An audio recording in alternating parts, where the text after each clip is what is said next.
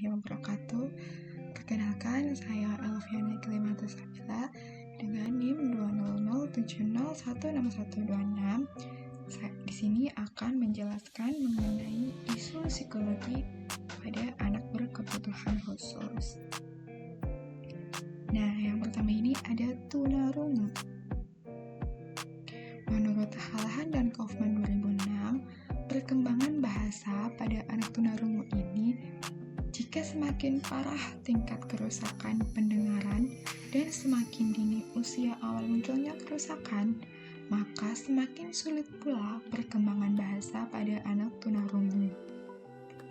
Nah, yang kedua, perkembangan intelektual pada anak tunarungu ini tidak berbeda jauh dengan anak normal lainnya jika dites menggunakan performance test secara tertulis daripada secara verbal. Yang ketiga, perkembangan sosial dan emosional pada anak tunarungu ini, mereka merasa lebih nyaman untuk berkomunikasi dengan anak tunarungu lainnya. Namun hal ini juga bergantung pada individu tersebut dan prevalensi serta tingkat keparahannya. Selanjutnya adalah tunanetra. Perkembangan kognitif pada anak tunanetra ini memiliki keterbatasan, sehingga hal ini dapat berdampak pada intelijensinya, yang umumnya ini intelijensi mereka berada di bawah rata-rata. Kemudian, perkembangan motorik individu tunanetra ini juga cenderung lambat karena memiliki keterbatasan secara visual, sehingga mereka ini sulit untuk mengenali objek. Kemudian, perkembangan sosial pada individu tunanetra dengan teman sebayanya ini, mereka membutuhkan usaha yang lebih maksimal karena komunikasi nonverbal tidak berfungsi secara efektif.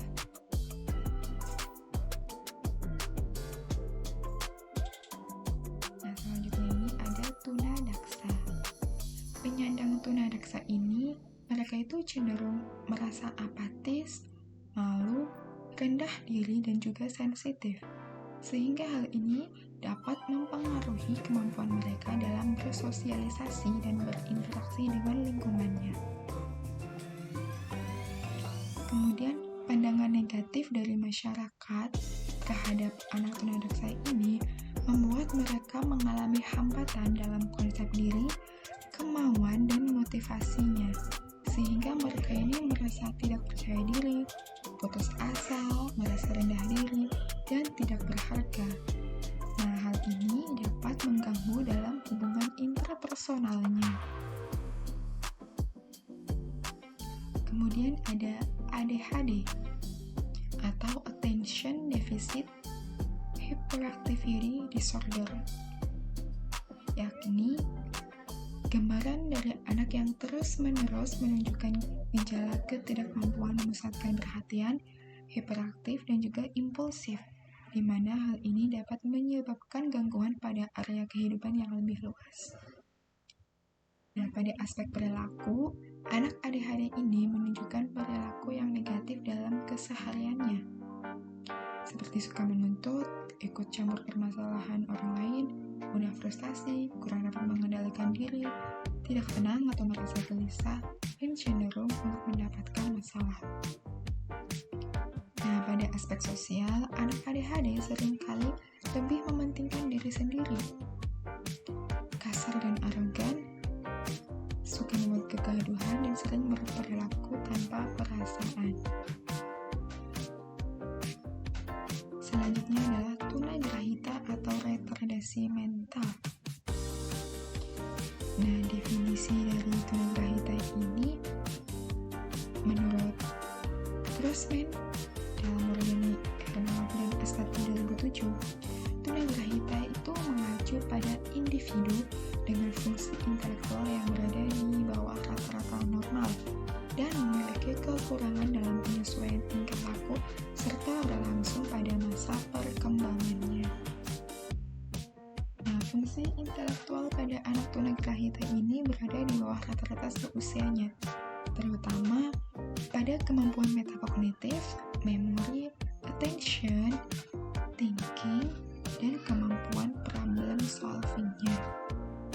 Nah, perilaku yang ditunjukkan mereka juga cenderung kekanakan, tidak mandiri, dan bertingkah laku secara adaptif.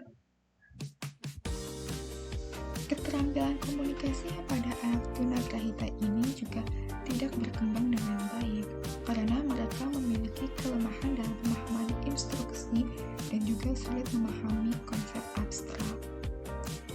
Intelijensi yang terbatas pada anak tunagrahita ini membuat mereka itu mengalami kesulitan dalam mempelajari keterampilan dasar akademis seperti membaca, menulis, dan juga matematik atau berhitung.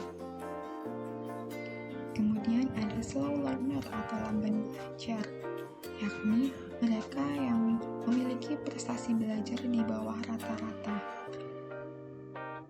pada seluruh atau salah satu aspek akademiknya, namun mereka ini bukan termasuk keterbelakangan mental. Nah, pada sisi perilaku, anak slow learner ini cenderung pendiam dan pemalu, sulit untuk berteman dan kurang percaya diri. Nah, slow learner ini juga dapat membuat anak tidak naik kelas dan cenderung mendapatkan label yang kurang baik dari lingkungannya, sehingga dapat memunculkan perasaan minder, malu, dan menarik diri dari lingkungan sekitarnya, serta lamban menerima informasi yang baru. Nah, mereka ini biasanya itu dicap sebagai anak bodoh gitu oleh lingkungan sekitarnya. Nah, hasil prestasi belajar yang kurang optimal ini dapat membuat anak itu menjadi stres karena ketidakmampuannya dalam mencapai apa yang diharapkannya.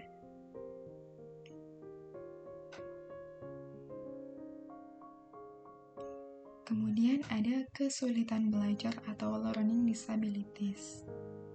Anak kesulitan belajar ini merupakan anak yang mengalami hambatan dalam proses psikologis yang mencakup penggunaan bahasa secara lisan dan tulisan.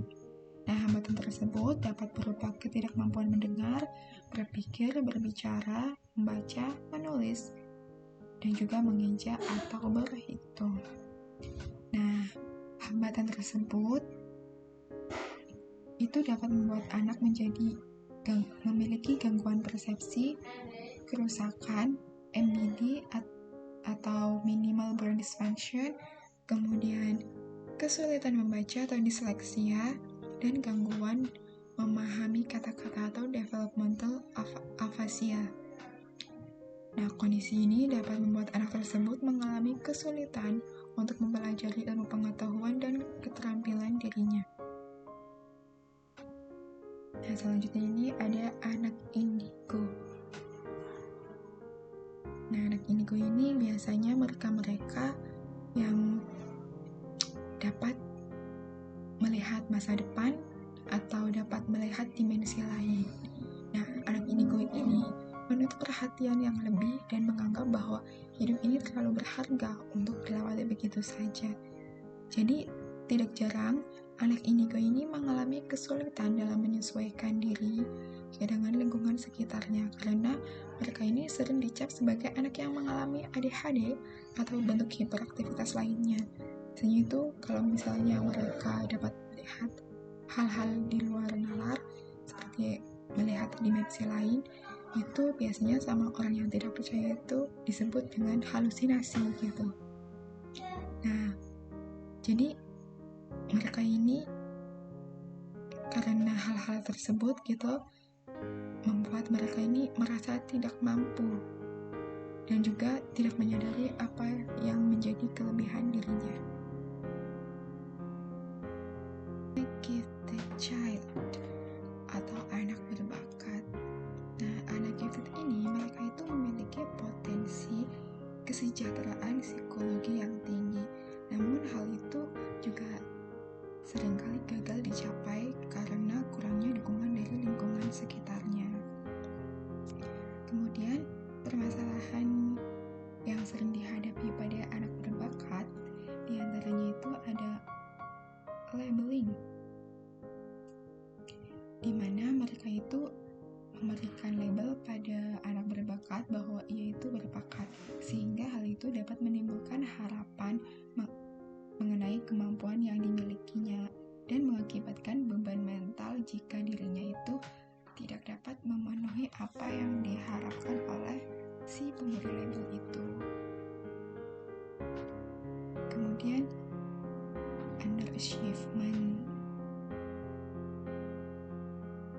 di mana kinerja anak yang berbakat ini berada di bawah potensinya secara signifikan. Nah, hal ini dikarenakan kurangnya stimulus dan kepercayaan dari lingkungan sekitarnya. Kemudian, grading dalam bentuk angka ini juga merupakan salah satu permasalahan yang dihadapi oleh anak berbakat, karena jika angka yang dimilikinya tidak menggambarkan kemampuannya, itu dapat menimbulkan permasalahan bagi mereka. Dan yang terakhir adalah konsep diri, di mana anak-anak berbakat ini memiliki sikap yang ambivalen terhadap bakatnya dan cenderung mempersepsikan dirinya secara positif. Namun, terkadang pula mereka itu menganggap bahwa lingkungannya itu memiliki pandangan yang negatif terhadap dirinya.